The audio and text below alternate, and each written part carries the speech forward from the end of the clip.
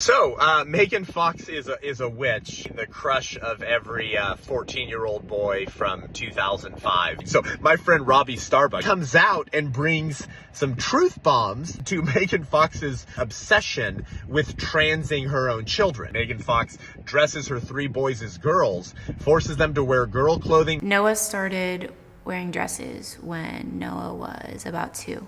And all have super long hair because she said she sensed from the womb that one of her sons would not conform to gender stereotypes. She's saying that gender identity and the 2 options you have are so innate and biological that she feared her unborn son recognized that at the prenatal stage. She had to start projecting her gender delusions and demonic, witchy, weird inner conflict onto her own children. So Robbie Starbuck comes out, culture warrior, hero, and brother from Tennessee, responding to this photos of Megan Fox dressing her little sons as girls. He says that his family used to live in the same gated community in California that Megan Fox's family was, and that Megan Fox's nanny, who then always had the kids at the park with Robbie's family and kids, always had the boys dressed in girl clothes,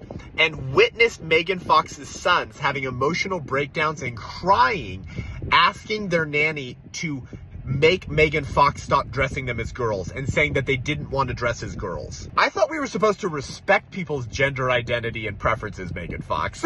Right? Have you noticed? It only goes one way. It's like when the left talks about tolerance, it's only tolerating ideas they already agree with, but not conservative ideas. When they talk about gender identity, it's only when you trans yourself in the disordered way, but not when you want to identify as the sex you were born with. When they talk about transgenderism, they only like the gender transition of people who go from the only gender they are to try to mutilate themselves. But when you want to trans yourself backwards to what you were in the first place, they don't want to hear the stories of detransitioners. Do you recognize now that it was not hypocrisy, it was just hierarchy? Welcome to the liberal establishment and the theocracy of secular humanism, the only state religion acceptable in America today. Because if we had a true pluralistic society, we actually wouldn't tolerate these kind of things, because there is no pluralism without standards. You can only tolerate someone else's ideas when there's actually a standard that you all agree on. Otherwise, it's just chaos, right? And so of Megan Fox now, pissed off that Robbie Starbuck threatens to start witching Robbie Starbuck. So Megan Fox shares this story here of a woman whose security camera caught witches eating flesh on her lawn in the middle of the night. It says, me outside Rob Starbuck's home. Megan Fox, the witch, who says that she drinks human blood of her partner. It's just a few drops, but yes, we do consume each other's blood on occasion for ritual purposes only.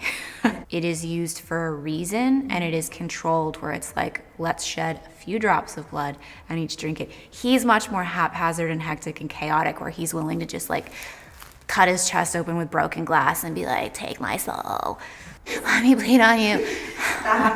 It doesn't not happen, let me tell you. Maybe not exactly like that, but a version of that has happened many times. Kind of a witch thing to do, is now threatening to eat animal flesh in a witch ceremony outside Robbie Starbuck's home. Are you starting to see now that all of this was just religious and spiritual? Okay?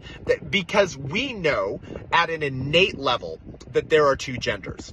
Megan Fox knows that because she feared that self-evident reality was so self-evident and biological that her unborn son would be conforming to that natural order within the womb before he is aware of the language to put to these gender stereotypes. Reality always reasserts itself in the end. This is the great conservative consolation. And reality has reasserted itself through this awesome hero brother of ours, Robbie Starbuck, that causes Megan Fox to threaten demon, flesh-eating witch worship services.